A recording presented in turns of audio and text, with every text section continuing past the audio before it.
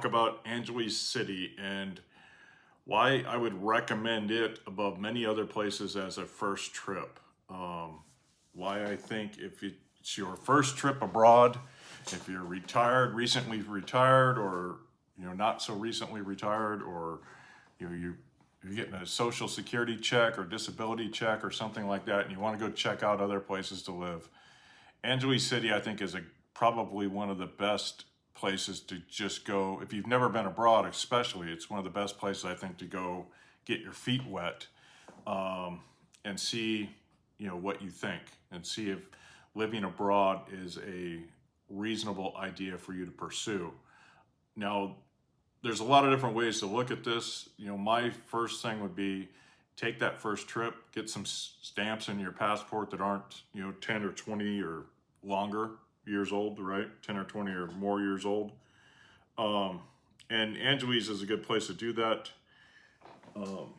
for a lot of reasons. I'm going to break it down. One of them is the cost, right? Getting to and from Angeles is reasonably inexpensive compared to other places that distance. And there's, you can fly direct and pay, or you can fly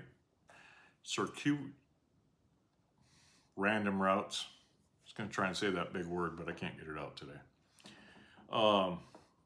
And pay a lot less. So like I found a flight to Angeles from San Francisco that was right around 600, maybe less, recently. And that included a stopover in Tokyo. But there's a lot of ways to get there. Back in the day, in 2019, I was finding a lot of really cheap flights, really cheap, like insanely cheap. Flying China Eastern Air from the Bay Area, California, and you would always stop in China or Incheon in Korea. And so you'd have a quick layover or long layover and then bounce into the Philippines.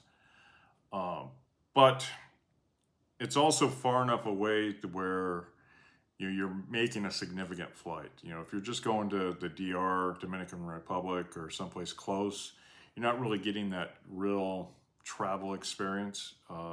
It's more like going LA to New York, right? So you're not having to deal with the struggles of a 14-hour flight. And I think that's important to understand, if you're that type of person or not. And if you're not that person, what can you do to become that person, right? Because we can all change. Forgive me, I have an espresso here in the hotel, and I'm gonna take full advantage of it. Oh, just fabulous.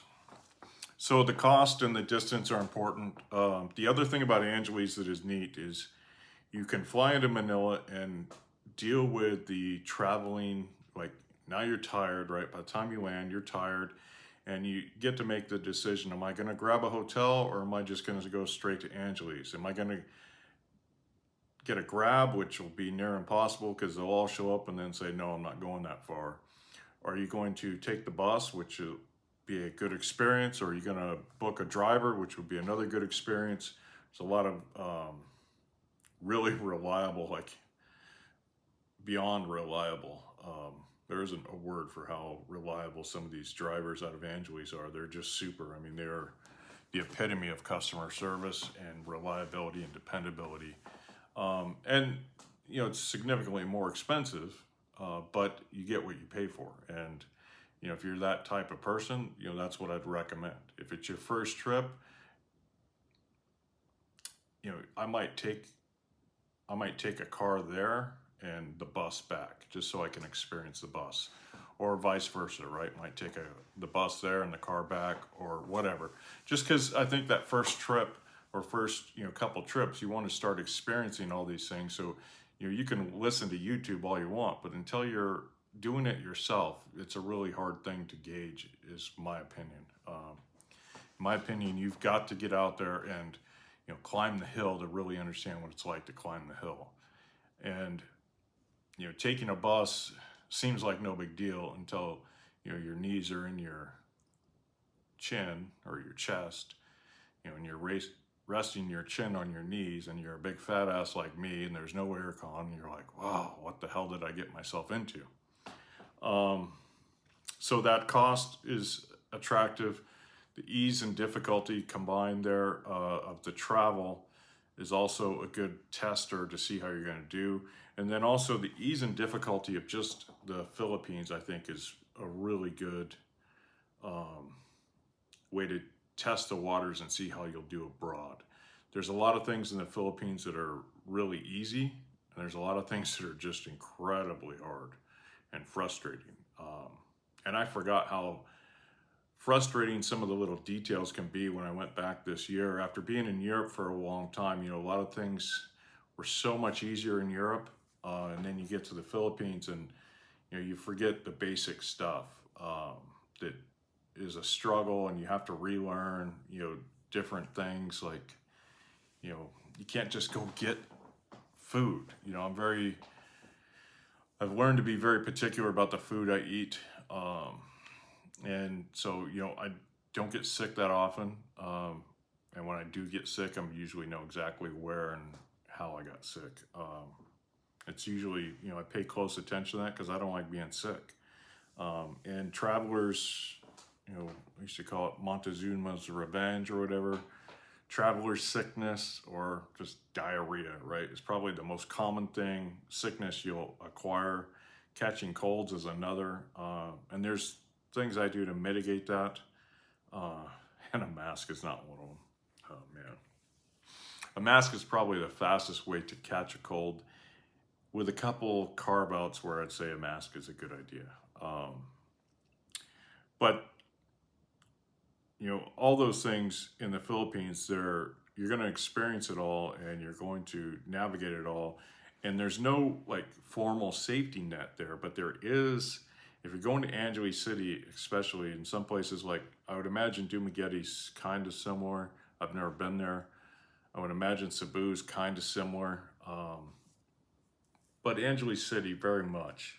You know, if you're having problems with an issue or an idea or anything, you just go sit at a bar and eventually somebody will sit down and want to talk to you. You know, Angeles City is like this melting pot of people from all over the world just looking for, you know, companionship of one type or another, or just to get off and, you know, get some genuine like shut down R&R and just forget everything in the world and then go back to their life.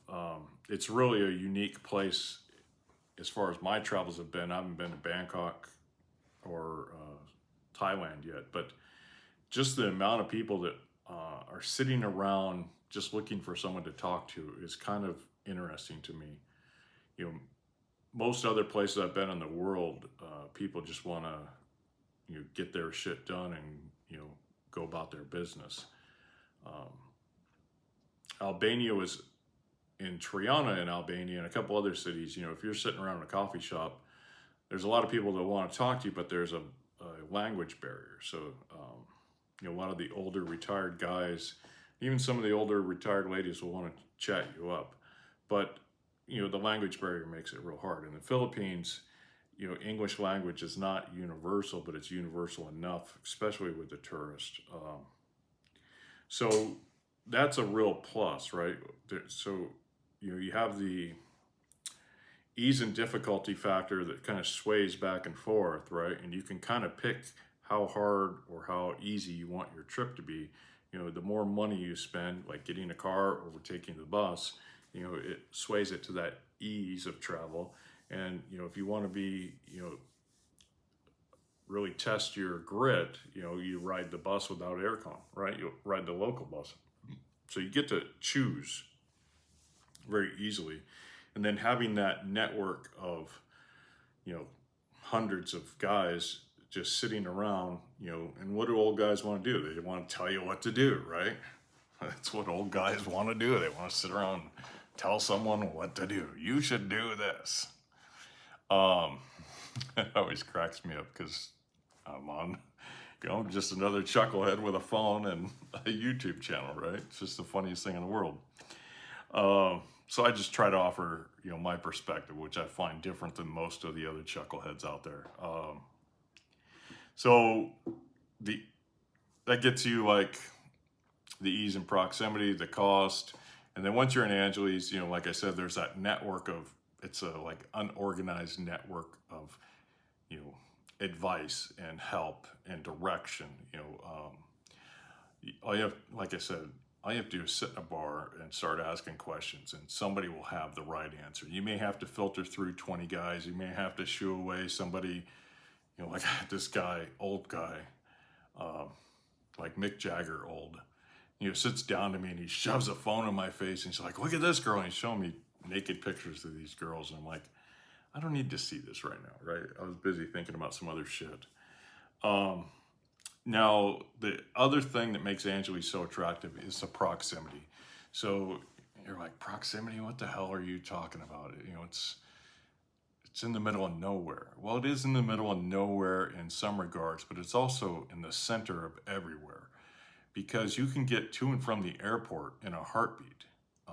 And so once you're in Angeles, if you want to fly out to Coron, Cebu, Siargao, you know, pick your place, right? If you want to go up to Baguio, it's a good starting point, right? It's very central because it's so easy to get in and out of the airport. Now, I've never flown in or out of Cebu, but I can't. I've been to a lot of airports around the world, and there was one in Sweden that was, uh, well, it wasn't even that fast because there was no access to it. Like you had to wait for the bus. You know, you're an hour out of town. NYO in Stockholm, I think it was NYO. There's one that's like an hour out of town, and the airport was super fast and easy, but then you're stuck waiting for the bus. But, you know, I've told this story a ton of times, and I can't remember the exact number. But I was coming in from Coron on a flight, and I had a check bag, and I was going over to the Scorebirds pool party. This is 2019. And I had a driver out front, or that I'd booked, because I knew the time was tight, right? So the plane door opens on the plane, and I look at my watch, get up, you know, I hit the tarmac. I was like third person off the plane. I pass everybody else. I walk into the airport, and as I come in the door, my bag is coming out on the terminal right to my right. I grab it, and I just walk straight. I barely broke stride, and I just walked right out the airport. It was actually Rem was out there in his car waiting. You know, he picked me up. We stopped at a ATM. I got a bunch of cash because I depleted all my cash in Coron, and checked into the hotel. And I was in the, I want to say it was under 20 minutes. It may have been less or more. I can't remember, but it was nowhere near 30 minutes. But I was in the shower like, you know, in 20 minutes. And it was just the funniest thing because, you know, I get to the hotel, and the guy at the door just grabs my bag, and it's off to my room. I go check in, boom, boom, I'm in my room. And there aren't many airports in the world that are that fast. It's not always that fast, but it's usually, my experience was it's always that easy. So if you're in Angeles and you want to go someplace, it's a great place to base camp or to, you know, land in Manila, take 2 days in Angeles, adjust to the climate, adjust to the time zone, and then go off to wherever, right? And you can always find a reasonable place to stay in Angeles. When I say reasonable, you know, if you're paying 30 in Angeles, you're living the high life. If you're paying, you know, 130, you know, you're the rock star. Now where I'm at now, you know, 130 is about standard, right? So I don't spend a lot of nights in places like this. But, you know, it's nothing compared to California or Arkansas or Tennessee. So, you know, if you land in Manila or Angeles, you know, taking a few days before you go out to where you want to do your excursions is a really good idea. And then once you're there, you can bounce out, right?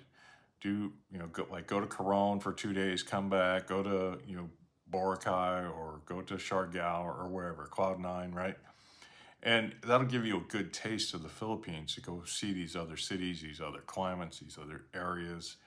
And it's real easy in and out of Angeles, where if you're in Manila or, you know, I don't know Cebu, but I've heard a lot about traffic in Cebu and a lot about this. And you know, maybe you can find a good place that's easy to base camp right near the airport, but I haven't found any place that is as easy as Angeles City. It's just, it's insanely fast and easy to get in and out of there, and to find a good place to sleep and rest, and to find a good place to eat is not hard. You may have to try a few before you find one you like and a price range you like, but as far as daily eating in Angeles, I found it to be one of the easier places in the Philippines. So then the flexibility of Angeles is also there, right? Like I alluded to earlier, you can stay really cheap, you can stay at a really nice place. It's all up to you, right? What you want to do is your choice, right? You're not going to struggle to find accommodations at a nicer place or a less expensive place. So it offers a lot of flexibility in that regard. And then it also offers flexibility in how much of the Philippine culture you want to experience. If you want to stay very Western, I mean, they even have a Denny's there. I don't think I can afford to eat there, but you can go over to the mall and eat at Denny's, or you can, go to the street vendor and eat Quick Quick. It's all your choice, but there's a lot of flexibility. So if you get there and you're like, oh, I love this street food, there's plenty of it, right? Or I love the barbecue, or let me go find this buffet, right? You have that option. But also, if you get there and you're like, oh, I hate this food, there's plenty of other options. You're not stuck. You're not locked in. It's a very flexible environment. When you go to other places, you're pretty locked into a lot of things. About the most universal food I've found is pizza, but pizza gets old and boring very quickly, right? And so it's just kind of funny, when you're traveling around, it's like you want a quick meal, you're just in a hurry. It's like, where do you find a quick meal, right? Where do you find just something to eat? Like, I'm not eating because I want to, I'm eating because I need to. Just, what is it, right? And sometimes that's hard to find, because you're trying to sort out language and what this dish actually is, and is it spicy? Is it got, this or that I like or don't like? And it's just a challenge. But in Angeles, there's always an option that will suit pretty much everybody. I mean, I've never looked for a vegan place, but I can't believe that there's not a vegan option there too.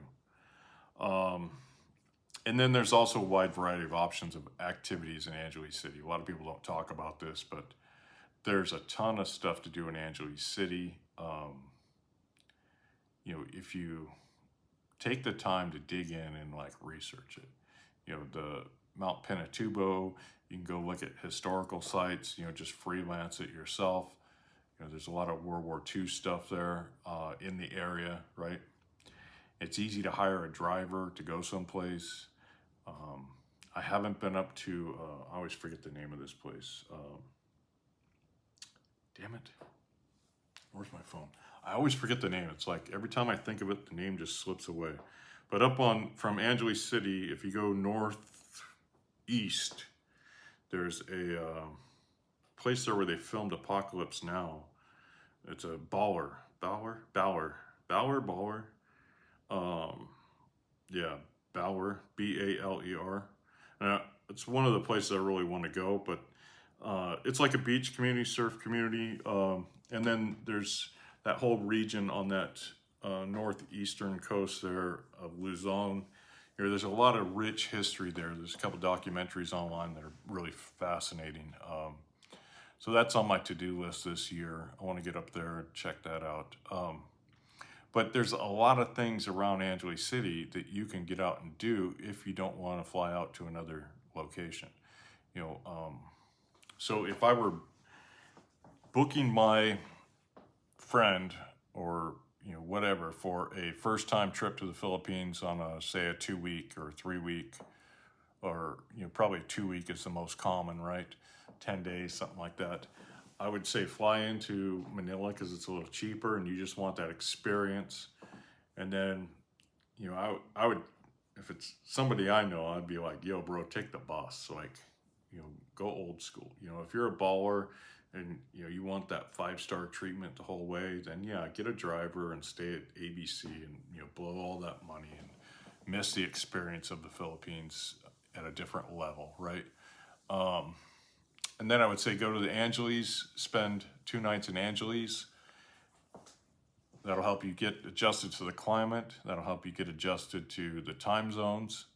And then bounce out to Boracay, to Coron, and do 2 or 3 days at one location. Come back, spend 2 nights, bounce out, do 2 or 3 days at another location, Boho or something like that, Dumaguete, wherever you want to go, and then come back 2 or 3 days and then fly home.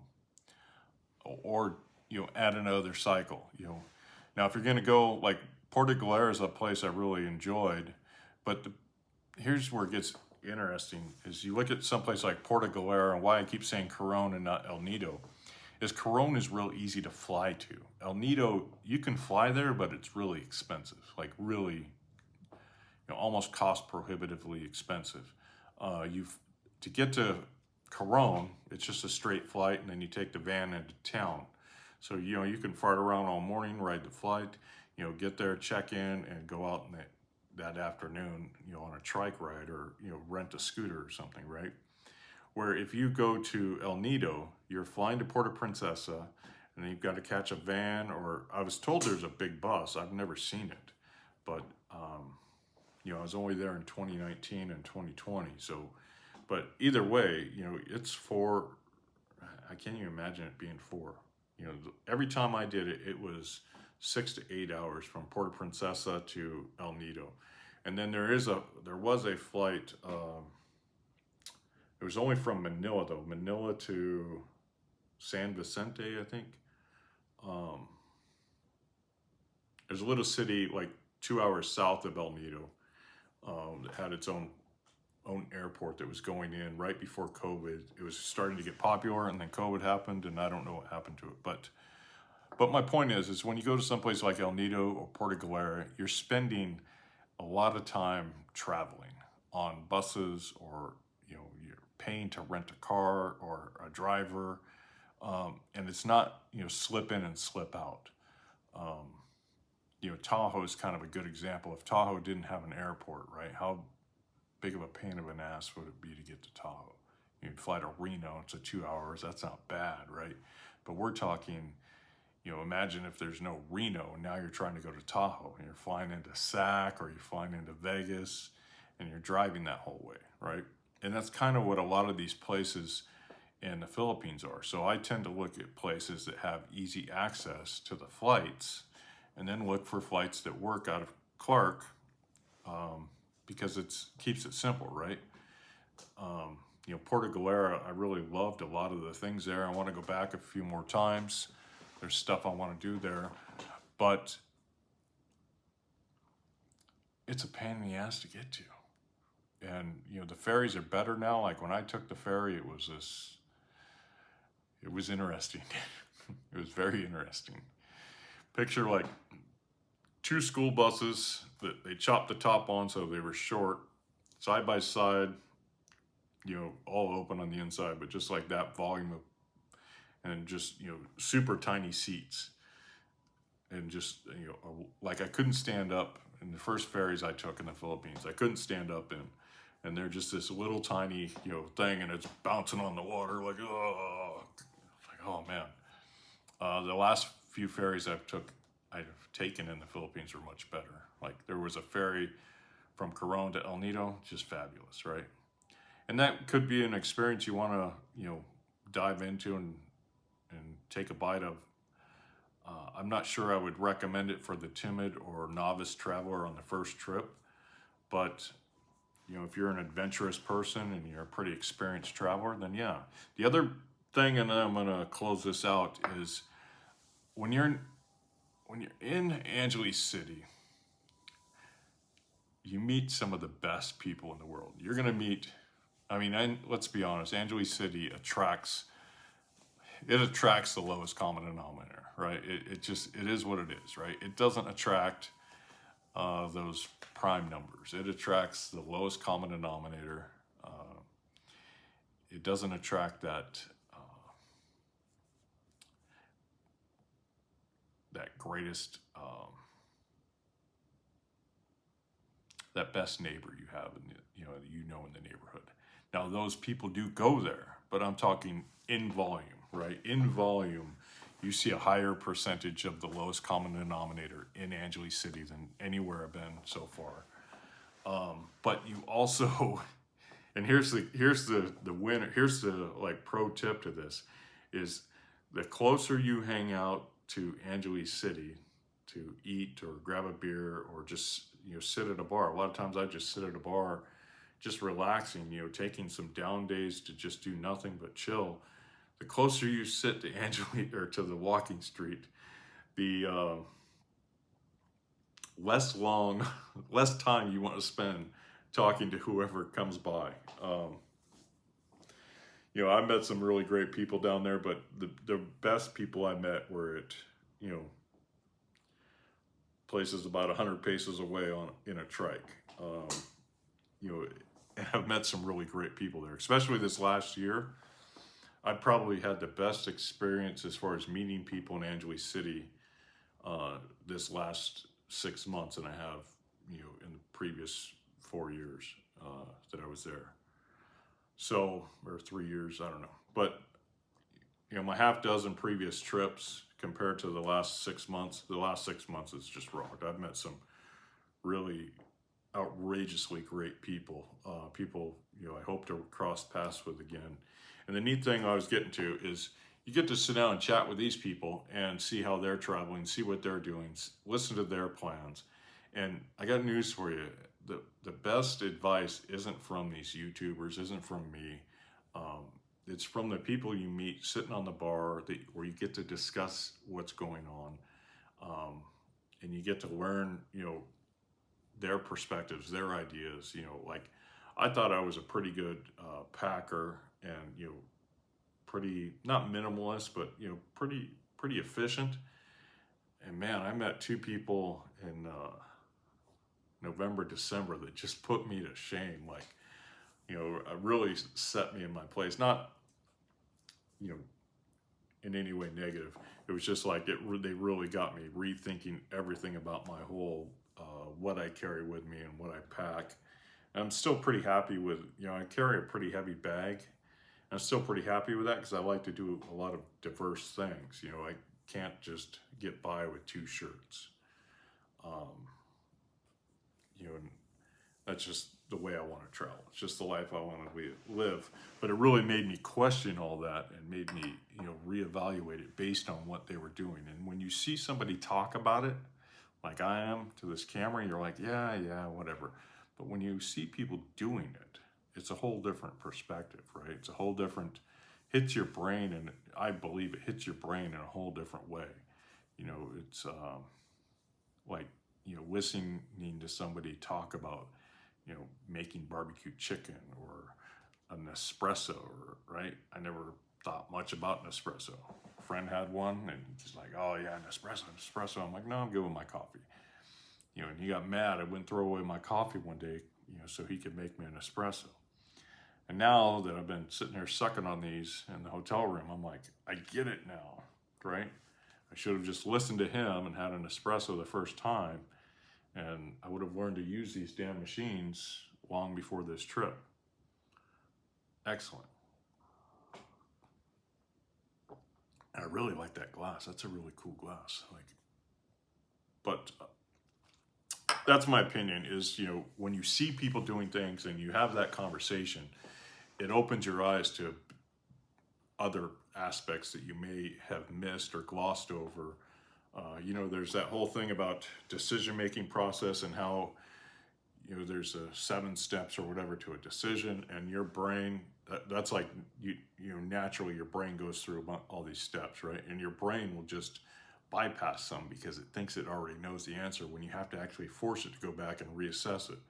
And it's most commonly talked about with young men and the whole, violence or danger thing, right?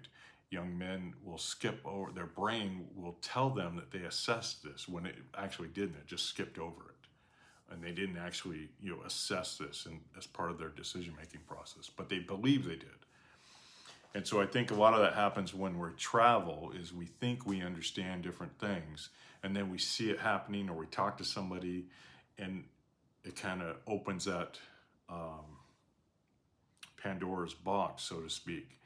And you go, oh wow, okay. What is your plan when you lose your phone? When I was there, there were 3 different people I met personally who lost their phones, and all their shit was on their phone. All their data, everything was on their phone. So what was your plan when you lose your phone? What's your plan when you lose your wallet, right? I got a new wallet, but I lost my wallet in Albania, and because of previous experience, I had a plan for it. And yeah, it sucked. I lost a month's worth of rent. I lost a credit card, and I lost an ID, and I lost an ATM card. But 15 minutes later, I was laughing, literally laughing. This girl was at the coffee shop. She was all stressed out about it. And I'm like, it's gone. It's in a taxi. We're never going to get it back. Just let it go, right? But isn't that shit funny? Like, the way I lost it was funny, right? And, her and her mother were so concerned. And I was just like, no, just, can I get a coffee? I have money. Can I get a coffee? Because I had a plan, and I had that plan because I talked to enough people where I went, wow, this is a real threat, or this isn't a real threat. Imodium. Do you carry Imodium when you travel? It's like one of the only medicines I carry, right? I don't need to worry about Tylenol or anything like that, but Imodium, when you're trying to transit an airport from one flight to another, and you're having issues where you need Imodium in a hurry, you may or may not be able to find it. So having Imodium is like the one thing I carry in my bag all the time. And that just comes from experience. And if you're sitting at a bar and somebody tells you enough stories about that, why they do that, right? Then you're probably going to pick up some good habits, pick up some good techniques, pick up some good skills. And Angeles City is probably one of the best places to do that.